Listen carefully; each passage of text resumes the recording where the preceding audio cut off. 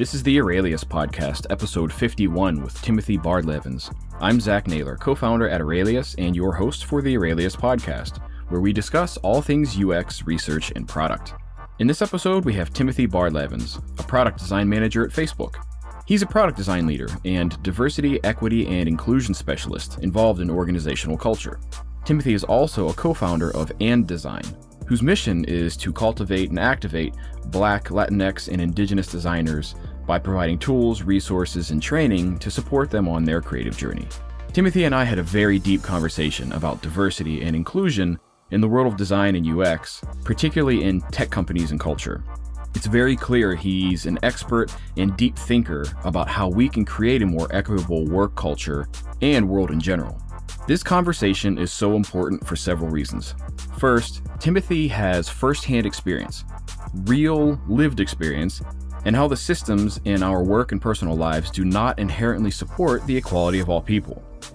In addition to that, Timothy has clearly given a lot of thought and application to exactly how we can all work to make our society better for all people, and it includes all of us. I sincerely hope you enjoy this episode and take away some things to consider and act on.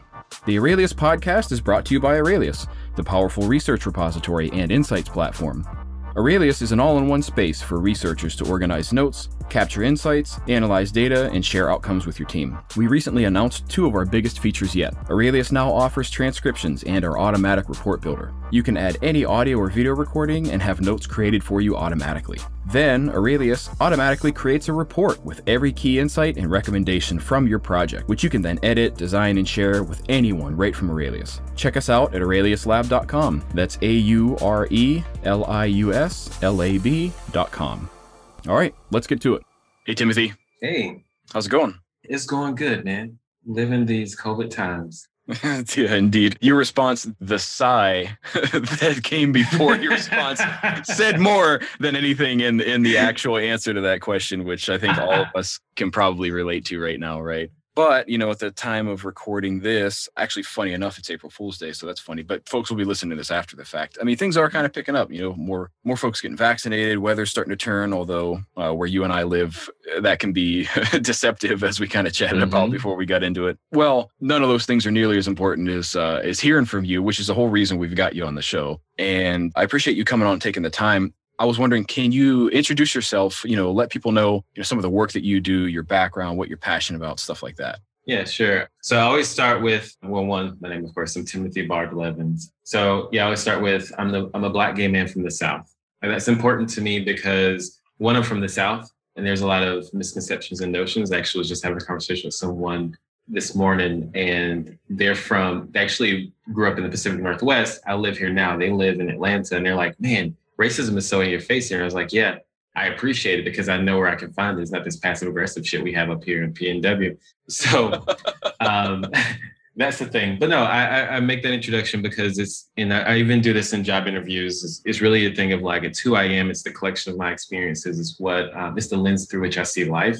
It's how I navigate space. It's how I have to navigate systems, this country, all the things. And so I always start with those as like the core of my identity and who I am.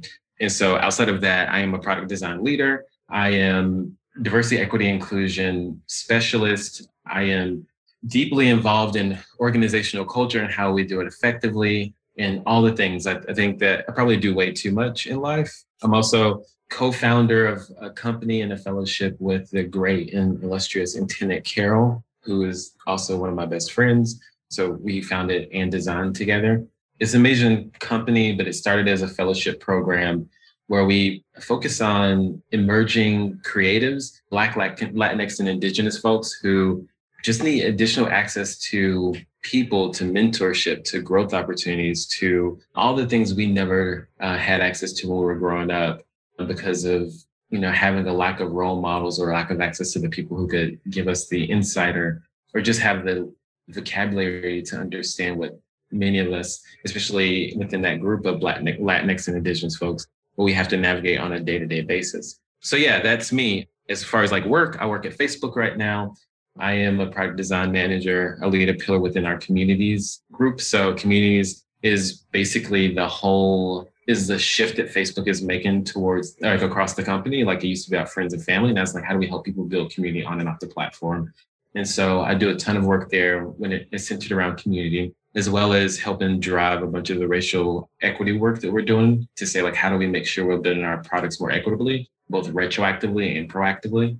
So ton of work. I'm always busy. I work Sunday through Friday, and I try to make sure I take Saturdays off all the time. I hope so. I was going to say, I feel like I hope you've got something that you enjoy that is not actively working, because everybody needs that regardless of how passionate we are. And that's pretty impressive, all the stuff that you've got going on, which is one of the reasons, of course, I wanted to reach out to you, because a lot of the things that you're passionate about and experienced in and have expertise and background in, I think are really relevant to kind of boost the signal on, right? And discuss these things. And I came across the one talk, I mentioned this when I reached out to you, that you gave, and it was called Navigating Whiteness. And so, of course, the title, I think, immediately catches somebody's attention, regardless of your curiosities. But then, watching that, it was really profound, especially some of the experiences you shared and kind of, here's what this looks like and here's what we do about that. And obviously something I kind of wanted to dig in with you on that. And so I'll ask a question, which seems like kind of a stupid one, but it's a good segue, is like, what sparked that for you, right? To kind of give that talk. Now, obviously your background, I think, is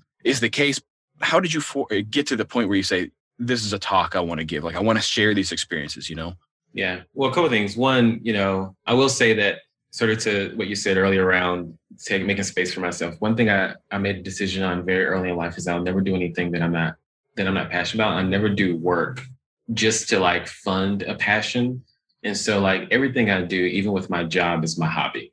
And so that means that I get fulfillment out of it regardless. And so when I take a break, it's really a meaningful break, just to say I just want to chill out and do nothing. But it's like, hey, what are your hobbies? It's design, it's leading, it's diversity, equity, inclusion, it's writing, it's all these things. It's just a culmination of who I am and what I really enjoy doing. But to your question, where it sparked, I'll be transparent and say that part of it was, well, the talk itself, which has now become a 2-part article, actually technically it's going to be a 3-part article, is I was asked to speak to students at SBA for their products of design program. I think it's a master's program. And so I'd completely forgotten about it until the day of, for the most part, or maybe a day before. And I was like, shoot, I have to figure out what to speak about. And I had these ideas rattling in my brain for quite some time, but I was like, eventually I'll get to writing something down. And I'm one of those people who honestly believe I may have ADHD or some form of it, where like I'll procrastinate like hell. But at some point, if there's a deadline and I have to get to it, then all of a sudden I hyper focus and I get into this zone and I can like crank out some shit. And so that talk that you saw was really about 3 hours of me writing 5 pages of like all the things that are in my brain and how to like really articulate it. And so I think that was sort of the impetus of it. But in actuality, as I've broken it out into these now 2 parts, like one part has already been released. I'm working on editing for the second part. It's like I had a realization that a lot of these thoughts are a culmination of my experiences and the things and the vocabulary that I've developed over the past decade. Like there are things where at first it started with me of like, these are things I experienced and I didn't know at first how to call it a thing. And then I figured out, what is the thing that I call it and what's the vocabulary around that? And then over time, I started to see how these micro experiences for myself connected to macro experiences that connected to systems that connected to this concept. It's not really a concept, this realization and existence of whiteness. And then it's really like, well, how do we define what that is? I mean, how do we get people to disconnect when they think about white supremacy? How do you get them to disconnect it from hoods, people hanging from trees, things like that, and to say, well, actually, white supremacy is in almost everything we do, and we just don't understand that it exists. And we have internalized whiteness as a society because who have our leaders been? Who has been in Congress and in government and in power the most in this country? White people, specifically white men. And so when we think about whiteness and all the innovations that exist that are many times credited to white men, even if they don't deserve it, then what happens is there's a whole society and really the whole world is sort of indoctrinated to this. And now it's like, how do we go through dismantling all that indoctrination? Because it's centuries of it, right? It starts with colonialism and goes all the way until today. I mean, even before colonialism, really. And so, yeah, it's just like a culmination of thoughts Yeah, and really life experience for you too. It sounds like, Yeah. I actually kind of really like the story how that came up though, because it reminds me of this thing a former colleague shared one time. It was like the timeline of a design project. Let's say it's a week, and it's like the first 4 days are like screwing off, screwing off, screwing off, screwing off. Mm-hmm. Day 4 is like, oh shit. Day 5 is like crunch to do all the work in the 5 hours Mm-hmm. before the meeting. Mm-hmm. And that's just, I think that's how a lot of like creative people work. I think a lot of people in general maybe just like that. But Mm-hmm. I've found like just kind of our industry, it's like it's just a lot of thinking and churning on stuff, and then you're like, I'm ready to put hammer to nail kind of thing. Yeah. So it kind of makes sense to me. I really appreciate you sharing too how you came to that. I kind of want to tie it back to something that you mentioned, being from the South and now in Pacific Northwest, and saying, I appreciate knowing where the cards are on the table rather than this passive aggressive bullshit. I think some of that, you tell me, but I'm tying it back to that because I feel like some of that is not recognizing, as you would say, whiteness, or like not being able to actually define what that is and see it because we're so sort of saturated by it. Just nonsense.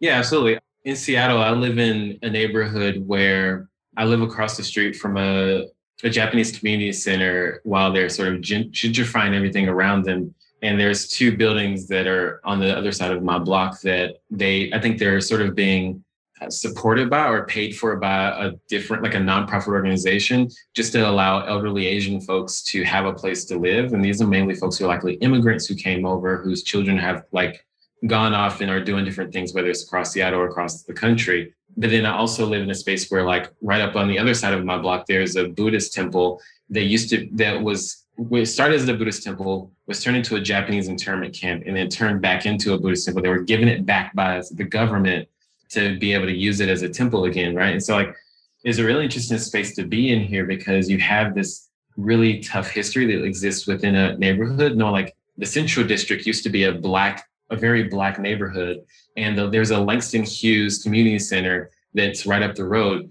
But the funny thing is, like, the Langston Hughes Community Center is surrounded by whiteness because it's been gentrified so deeply to help people live closer to the city where they work that aren't the people of the community. And so, like, it's just like, I don't know, it's just an interesting thing to sort of like think about and navigate through.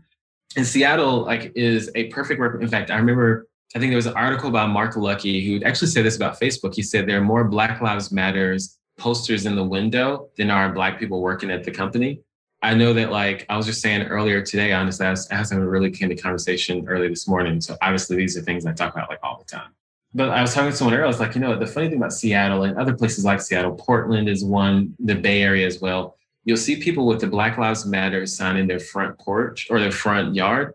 And at the same time, they'll say, I don't want a bus stop in my neighborhood because bus stops bring crime. And it's like, well, bus stops actually are overwhelmingly used, or buses are, or let's say public transit are overwhelmingly used by Black and brown folks. And so the attribution to crime to bus stops is the attribution of crime to Black and brown people. But there's a lack of awareness that there's even a connection there. And that's how that's how those tropes have been used for like decades. And they're still being used. And people are like, oh, well, no, like I just attribute like, people in crimes. Like, oh, no, poverty and crime. Who are the people who inextricably live in poverty more than anyone else in the country?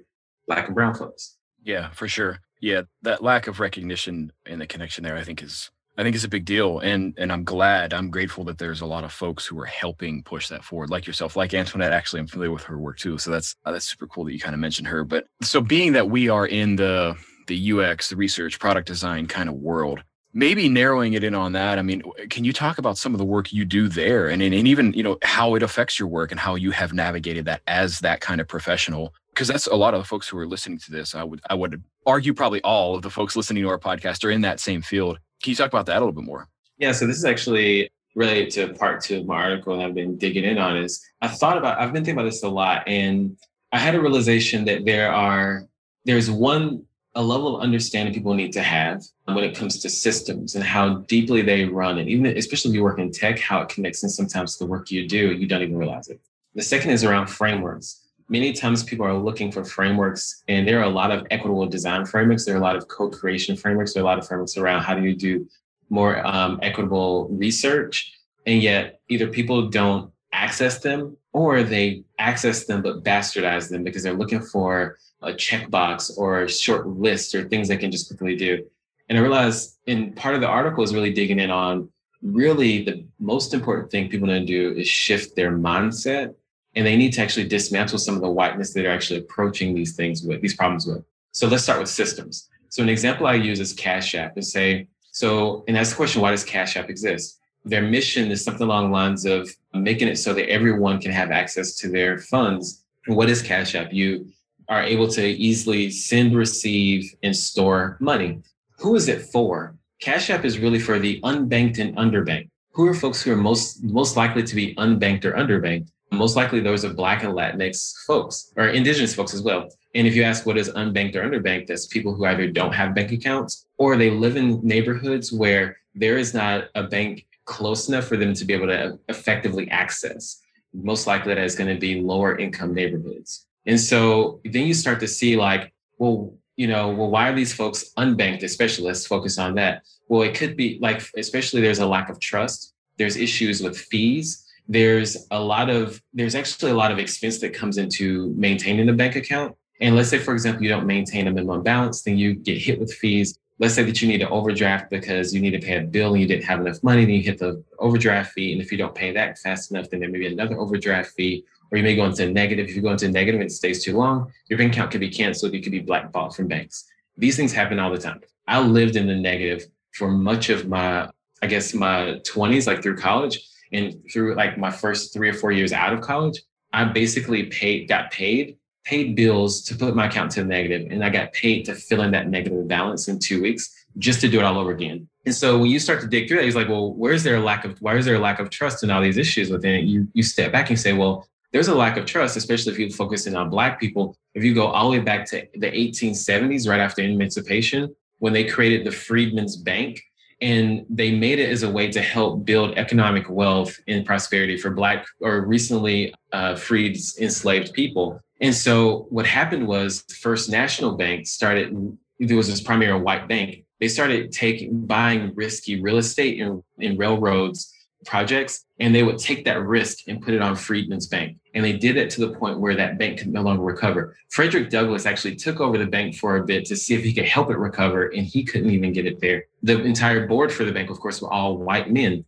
So he ended up shutting down the bank, and in doing so, it was over 66,000 Black people lost $6 million in money because of them shutting down that bank in the 1800s. And so you say, well, why is there like people who like Black folks all the time, they stick money in their mattress, or they put it somewhere else. Like they don't like to put it in the bank.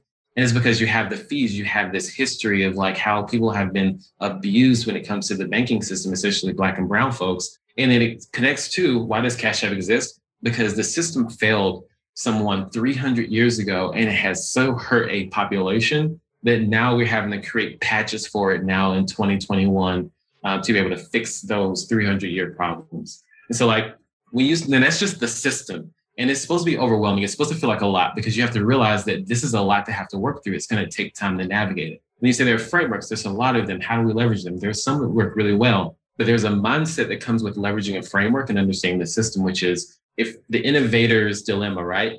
We want things fast. We have to be first to market. It has to be the best, so on and so forth.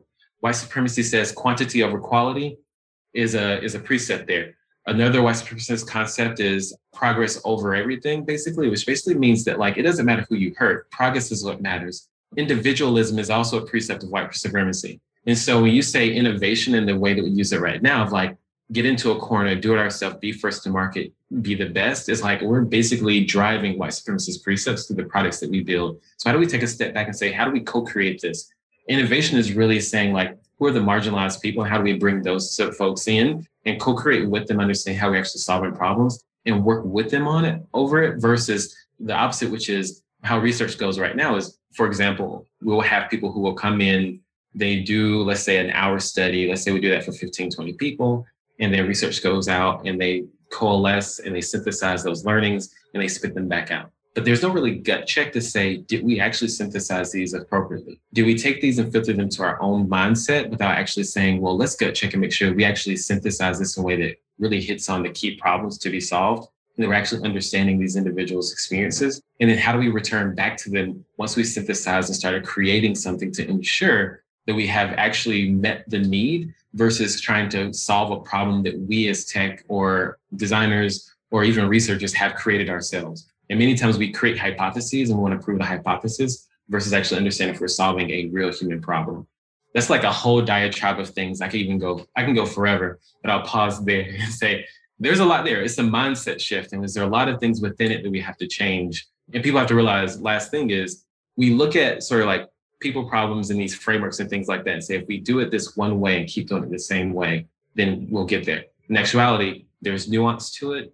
There's a multidimensional approach that we have to take every case by case basis. And then we have to really start to dig in, and like internet has a talk around being able to like be humble. And like being humble is around, or it's not humble. It's shucks, I have to go back and remember now. But basically the whole thought behind it is you can't just have empathy, because if you have empathy, yeah, sure, you feel for a person, but that doesn't mean you actually are taking a back seat and really absorbing and understanding sort of another person's sort of perspective. So it's humility. And so like the quote that she uses that I love that I pulled is like, empathy without humility often shows up as judgment. If empathy doesn't have humility, it's still about you. And that was such an amazing thought. And then Emily Rowe Underwood, she's a community initiative specialist for Missouri Historical Society. She says, humility asks us to step outside of ourselves, listen and absorb someone else's truth, even if it makes us feel defensive.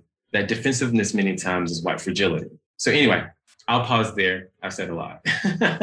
That was a lot of really awesome stuff. And I think I appreciate that you call out this feels overwhelming, because it should, because it's a lot. This isn't something we're gonna, and I know this will probably resonate to you, but this isn't something we're gonna break down in a design sprint. This isn't something we're gonna figure out and tackle with a workshop. Like, this is something we've got to put, as what I'm taking from what you're saying, at the forefront of our minds to impact our decisions every single day. It reminded me of a quote too of somebody we had on the show recently, Alba Villamil. She said, I hope I get this right. She said, the idea of inclusion is interesting to me because a lot of times it doesn't account for the fact or like the reason for exclusion in the first place. Mm-hmm. And when a lot of what you were saying, sort of that like connected back to what some of the stuff that she was talking about, because that's essentially what it sounds like you're suggesting to folks. Is like, it's fine to say, we want to be inclusive. We want to empathize with this. We want to be better. But to actually examine, your example, why does Cash App exist? Like, well, yeah, maybe you don't have to trace the full lineage of everything you're doing, but to at least understand the purpose of exclusion or the cause of exclusion. You can't really get to that next step, right? Yeah, I think a really interesting thing that someone told me is during the murder of George Floyd, when that was still raw, during the murder of Breonna Taylor, when that was still raw, and honestly for me, it was actually especially for George Floyd, it's raw again because of the trial. But during the time where everyone sort of was waking up to racism again, or suddenly, it's this thing, she was saying that like a lot of her friends, like white friends from high school and college and things like that, reached out to her, was like, I'm so sorry, like I didn't know. And they were like, they were so emotional. And it's funny because she was like, I don't know why you're calling me. She was like, I've dealt with this. Like you're the one who needs to deal with you. And it's sort of this thing where like people they seem to wake up to the reason for exclusion, but then they want to put the emotional baggage on those who were excluded, as opposed to saying like, hey, this isn't your problem. This is something I need to deal with. I'll take it a step further and say, I don't believe in, and we've had a few of us have had a debate about this, but I don't believe there's a such thing as a white ally. Because if you think about it like this, Black people, Asian folks, Latinx folks, Indigenous folks, we didn't create racism. So why do we need allies from the folks who created racism, as opposed to why can't we be the allies to those who are trying to dismantle it? Like the creators can't all of a sudden be like, oh, well, we'll help you and we'll support you. It's like, you created this. How can you all of a sudden be the one that like wants to be the savior as well? It doesn't make sense. It doesn't track. Yeah, that's an interesting perspective on that. I mean, I don't have any background to the debate that you've had. I mean, I could see both sides of that for sure. And that's a new perspective to me. I could see on one end, 100% what you're saying, because it's like, how can you be like, we're going to help and support that? It's like, well, you can just stop too, right? but then on the other side, because that's basically what you're saying, right? I mean, if that's your side of the argument, I could see on the other side someone saying maybe the definition of an ally being like, well, this is just somebody who is supporting the cause. But I think, yeah, from what I'm taking in on your side of that debate, it's like, well, at the root, it still comes back to, well, that was where it was created. So I could see both sides of that. It's an interesting perspective I haven't heard before. Well, think about it like this. So you said like, hey, we're going to support you in the cause. Well, what is the cause? The cause is, let's say, like just to shorten it, Black and brown liberation or whatever the case may be, right? But the cause is in reaction to a system that was created by the folks who are now trying to dismantle. Like the oppressee is trying to dismantle a system that's created by the oppressor. And the oppressor is trying to be an ally in helping the oppressee dismantle it versus the oppressor being the one to say, oh, this is a system we created and we should take more ownership over it or take ownership over it. And those who have their causes that are specific to their social identity, whether they be Black, trans, whatever the case may be, then they're like, whatever their cause is, we'll support that. But ultimately, it is within the umbrella of this larger cause of anti-racism and dismantling of these white supremacist constructs and systems. And so like, I think there's sort of a thing of like, it's potentially a way of how you view it, but I think ultimately it sort of stems back to the same thing. This is sort of like even the framing of like, we have the Stop Asian Hate stuff right now, right? And so, or not Stop Asian stuff, Stop Asian Hate stuff, but like we have the whole Stop Asian Hate movement that's happening. And it's just like Black Lives Matter movement. And what I've been seeing more and more pop up is not Stop Asian Hate or Black Lives Matter, but Stop White Terrorism. And the reason for that shift is for a long time, it's like, how do we protect these people? It's like, yes, we need protection, we need support, things like that. But in actuality, the thing we need protection and support from is the terrorism that has happened for centuries. And so how do we look at the root cause and say, how do we stop that versus stopping the effect of that cause, right? And that's sort of like how I think about it. And it's even the same with product and design and research. It's like, hey, we want to make products more equitable. Why are they inequitable? And how do we go back and retroactively assess previous products that were built and see how we can do this better? How do we create the systems and goals, equity-centered goals to make sure we do it moving forward? And how do we make sure we're always clear about what the root cause is? And it could be, hey, we were moving too fast. We didn't have the right team. We didn't have the right research participants. We didn't have something, and let's be clear on what that was. And then figure out either one, do we need to mitigate it moving forward? Do we need to completely change what we have previously done? Or whatever the case may be. It's sort of the same thing of like, you have to get to the root of it and say, how do we focus on that thing versus the effect, which is, oh, these like Facebook's perspective or in Facebook's world is like, you know, for a long time, there were folks who were saying that people were disproportionately being disciplined on the platform who were non-white because they were saying things that were, for quote unquote, violent against white folks. And so like if you say a white cracker, that was seen as a problem. You could get banned for it. But if you said something like Michelle Obama is a monkey, then you wouldn't get banned for that. But that's a racist trope. That's the big part about it is like when we looked at those discrepancies and we said, like, we need to figure out how to do this better, then Facebook had to go back and look at the algorithm and look at even the people who are making the algorithm to say, okay, clearly we have a problem in how we're looking at hate speech and we need to change this and look at it, take a different approach to it. So yeah, it's sort of like they could have said the symptom is we just need to do this one thing, when in actuality, there's a bigger problem that we need to go deeper on. Sorry, that's a little bit of a ramble. I can go off on tangents all the time. No, this is really great. I mean, I am personally more along the lines of yourself where I can get a lot of sort of energy and enjoyment out of discussing this at like a really, really high level and even philosophically. But I like a lot where you were starting to kind of drill into some of the specifics at the tail end of that. And I kind of I would ask you to go further on that because again, people who are listening to this are in the same field that we are. And I have to believe certainly if they've made it this far, they actually care to try and do this better. So the question I would want to ask is like, can you share any more examples like that and stories like that of where, hey, we looked into this, we did some of the hard work, and here's ways that we worked to fix that. Because Facebook is a great example of that. I mean, there's just a lot going on at Facebook, despite any of the pros or cons that come along with that. And so your experience there, even particularly, I think is extremely useful. I think for folks listening to take away and say, here's how I can start doing some of this hard work in my job tomorrow. Yeah, I will say before I jump in there, I think that to the question of like, what can I take with me to like even start doing this tomorrow? So Vivian Castillo is the founder of Humanity Center, amazing researcher. I would recommend she be on this podcast one day.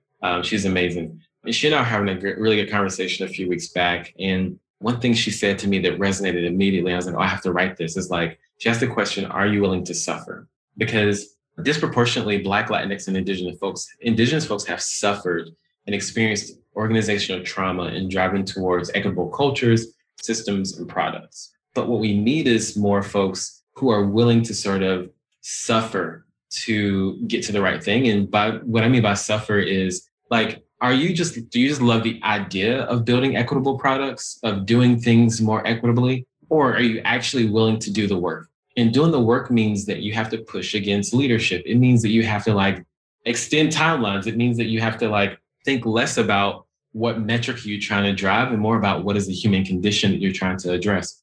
Like these are the things you're sort of having to go through, which means that there are going to be people, especially leaders, who will push back on you on this because the system says efficiency, effectiveness, and metrics. And so I think that's a really big question for folks is like, sure, I can give you a ton of really specific examples and advice on how you can navigate systems and spaces, but are you willing to actually step up and do it and push it? Because some folks have lost their jobs trying to push this. Some folks have, if they haven't lost their jobs, they've had to leave their jobs because they found that the system or the people or the leadership or whatever were not in a place in which they can get where they needed to go. And so it's better for them to leave. Like quite honestly and transparently, that's why I left Microsoft, because I found that no matter how much I tried to push on certain things, it just wouldn't go. And so when you think about like the inclusive product team, like it was great. And externally, it was like, oh, we have these great guides and so on and so forth. But internally, we use none of that shit. Like it didn't show up in my product work at all. And so it's like, it was a great marketing technique, but it didn't actually show up anywhere. And so I think that's a question I push people on. And like, we can get into specifics around a bunch. Like I'll say one company that, and I give, credit to Dantley Davis, and I honestly believe it's because Black male in leadership who is very vocal about diversity, equity, and inclusion is actually pushing it through the work that he's doing as chief design officer at Twitter is like, if you look at the community work they just started launching over the past few weeks, they're doing things like hosting listening sessions to get people's feedback on some of the features they're looking at. They're like asking folks questions. They're posting things out. And they're creating a co-creative design process in which the community can actually tell them what they want. And they can leverage that as a mechanism to make sure they're creating the right thing. Because how do you create a community product if the community isn't involved? And I mean, honestly, this is a conversation we're having at communities at Facebook right now. It's like, how are we going to continue to build community products if communities aren't involved in that process? And how do we do that more effectively? And so I think that's just something, and that's not just, I think, with community products, but in general, how are you going to build products for people that you have no idea who you're building for? Like, do people realize that potentially that screen readers were never actually intended for people living with disabilities? They were intended for a specific subset of folks. And they just so happened, I wish I could remember this anecdote specifically, but there was a reason behind why screen readers exist, but they were augmented over time to be focused on folks living with disabilities. And if not mistaken, like they basically pivoted to be specifically that because there was more, honestly, it was from a monetary perspective, like it was just more profitable. So there are things that like sort of exist that like are even for folks living with disabilities that wasn't actually created for them, but has been augmented for them because of profitability about it. Or like someone discovered, oh, other people can use this too, but it was never intended for that group of people. Yeah, that's really interesting stuff. As is my job on this show, is to try to kind of encapsulate a summary of a lot of what you just said there, and I have to apply my own kind of experience to that. But a lot of what I'm taking away is like what you can do tomorrow to start working on this stuff is just have it top of mind. I mean, and be willing to be uncomfortable.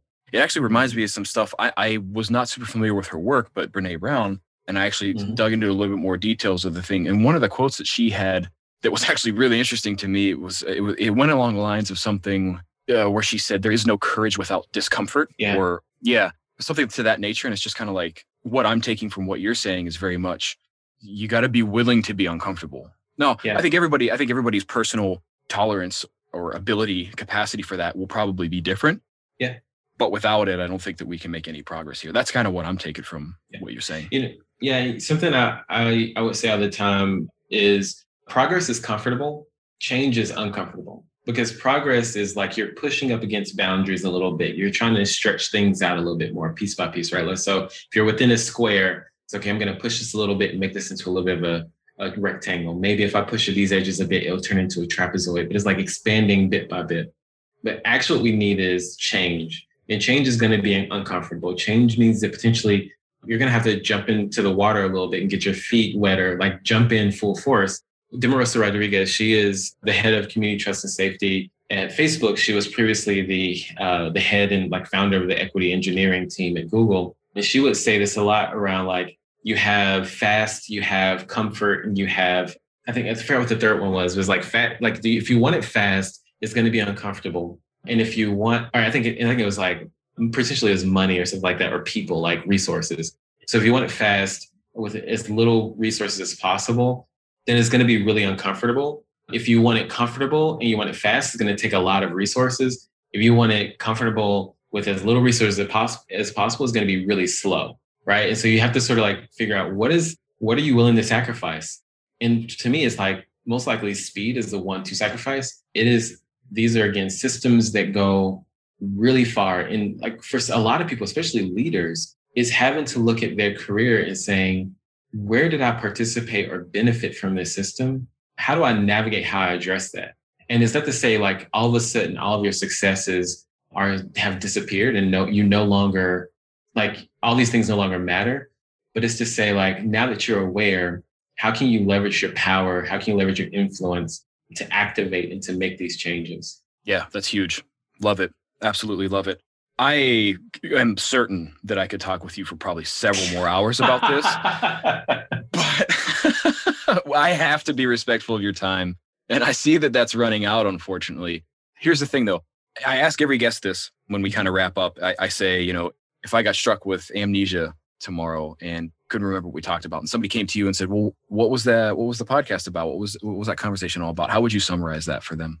Man, I went 17 different directions. It's a hard one. I think that if I really had to summarize it all, it's that building equitable products, processes, and systems is a painstaking process that has to address decades, if not centuries, of inequities and systems built to operate exactly as they do today. So be willing to be patient, be uncomfortable, but also actionable. Like patience doesn't mean inaction. It just means that it won't happen tomorrow, but it still must happen. And so you have to be able to take action and continue to take action and just have the wherewithal to do it, or the tenacity, I should say. Very well said.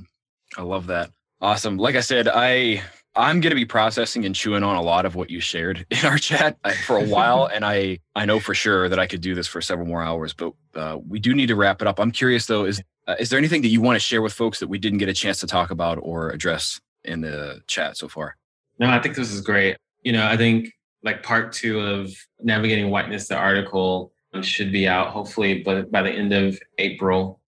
And then I'm working on releasing part 3 in May. That one will be directly to my Medium versus through Facebook Design, which all of them will be posted on my Medium as well. You can just literally Google Timothy Bardlavens, and I'm always there on everything.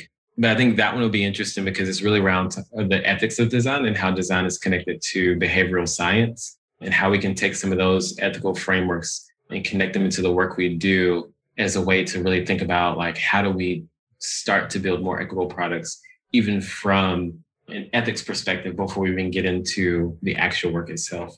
Awesome. Yeah. Well, like I said, the one talk that you gave is already out there. The one article you already wrote is already out there. We'll have links to those in the show notes. Folks will have them. I think by the time that this releases, you very well might have part 2 already out. We'll have a link to that too, if that's the case. Yeah. And I just got to say, Timothy, thank you again for taking the time. This is really awesome. I know the folks who listen to our show will have taken a lot away from this. I certainly have. Awesome. Thank you.